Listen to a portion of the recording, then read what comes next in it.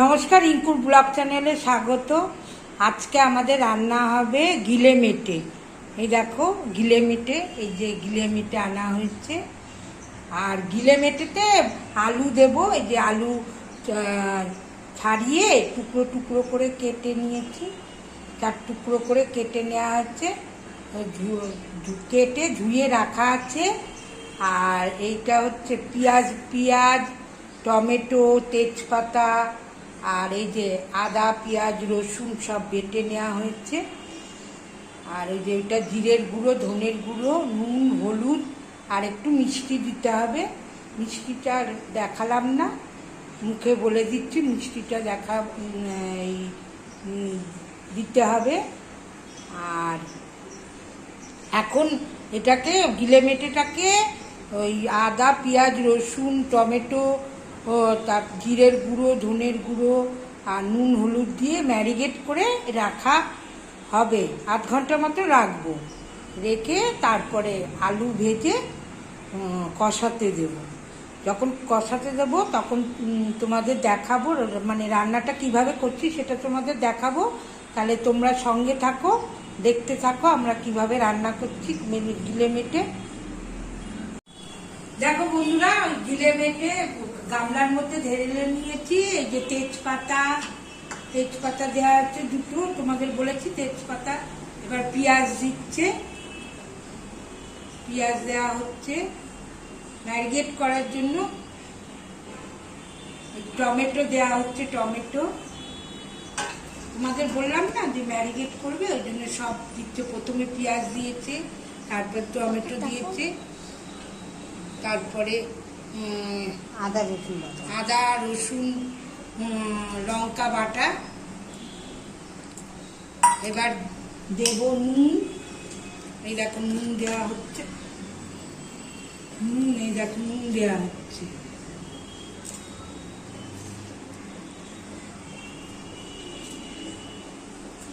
এবার দেব হলুদ,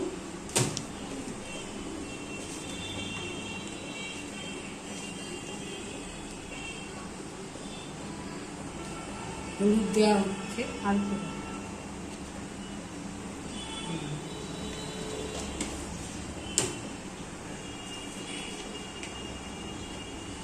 আর জিরে ধনের গুঁড়ো।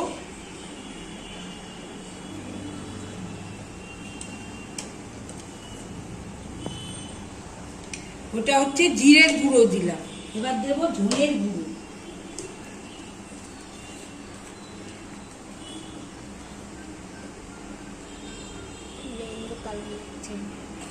এটা ধনের গুঁড়ো। আর তোমাদের বলিনি যে কাঁচা তেল দিতে হবে। হ্যাঁ, সেই কথাটা তখন যখন ইয়েগুলো দেখাচ্ছিলাম সব, তখন বলিনি কাঁচা তেল দেয়। এখন বলছি কাঁচা তেল দিতে হবে। যে কাঁচা তেল দেওয়া হচ্ছে,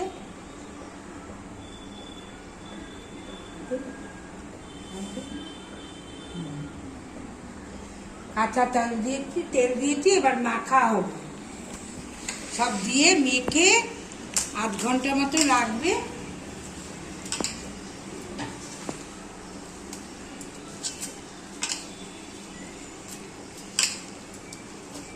আর একটু হলুদ গুঁড়ো দাও, সাদা হলুদ।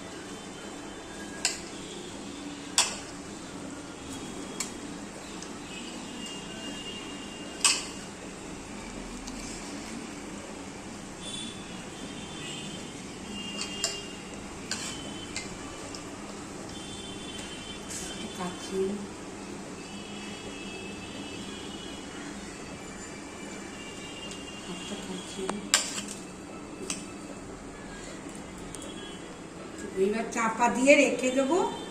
আর তোমাদের রান্নাটা দেখাবো, তোমরা দেখো। কিভাবে রান্না করছি। দেখো বন্ধুরা, এবার কড়াই গ্যাস ধরিয়ে কড়াই বসিয়েছি আর করবো এখন আলু ভাজবো। আর 8 ঘন্টা হয়ে গেছে, গিলে মেটেটা ম্যারিনেট করে রেখেছি, 8 ঘন্টা হয়ে গেছে। এবার কড়াই গ্যাস ধরিয়ে কড়াই বসিয়ে দিয়েছি, কড়াইটা শুকিয়ে গেলে তেল দিয়ে দেবো। তেলটা একটু বেশি করেই দেবে, গিলে মেটে তো তেলটা বেশি না হলে ভাল লাগবে না।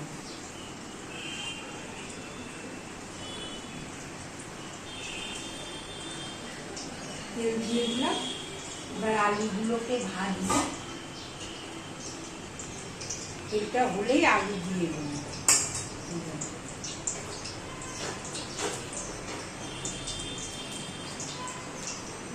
আর কাঁচা তেল দিয়ে মাখা আছে তো,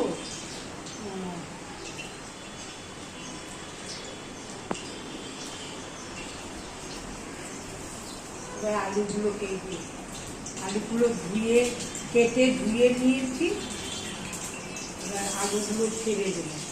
আর তেলের মধ্যে কিছু থাকতে গেলে সাইড থেকে ছাড়বে, তাহলে গায়ে ছিটকে, ওপর থেকে এরকম করে উপর থেকে যদি ফেলো তাহলে গায়ের মধ্যে ছিটকে আসবে। এই জন্য সবসময় আলু ছাড়বে যখন এমন সাইড থেকে ছাড়বে।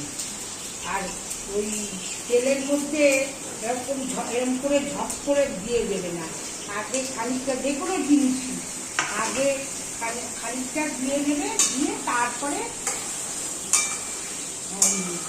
থালায় হোক যাই হোক যাতে থাকবে সেইগুলো দিয়ে দেবে। আলুটা ভাজা হোক। দেখো বন্ধুরা, আলুগুলো ভাজা হয়ে গেছে। দেখো আলুগুলো সব ভাজা হয়ে গেছে, আলুগুলো তুলে নেব।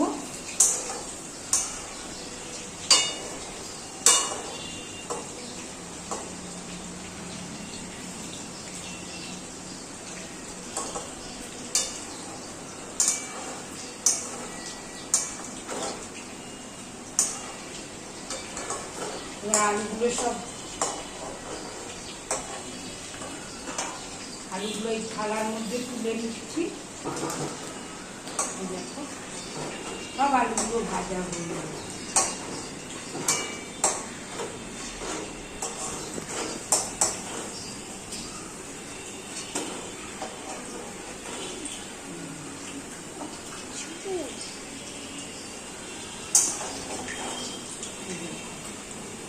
সব আলু ভাজা হয়ে গেছে।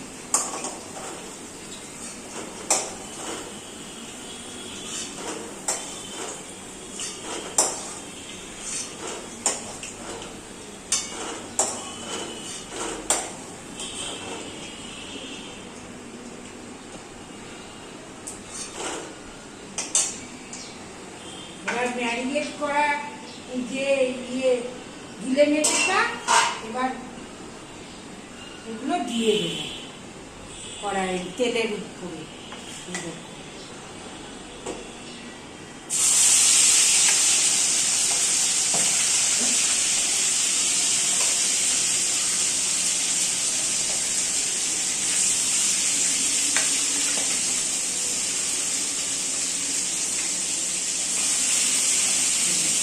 এবার আস্তে আস্তে এটাকে ঢেলে দিয়ে দেবো।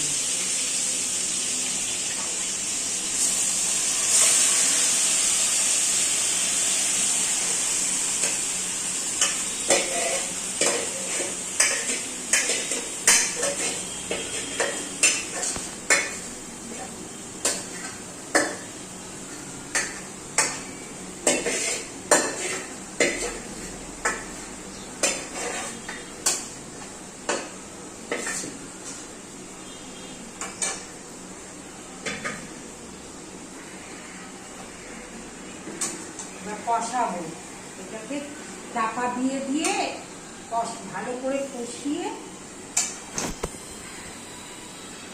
তারপরে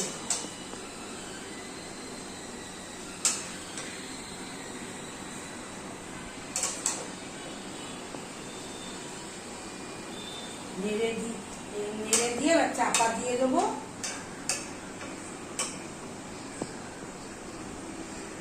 তাহলে তোমরা দেখতে থাকো, কষানোর পরেও তোমাদের দেখাবো কীরকম হলো। চাপা দিয়ে দিয়ে কষাই।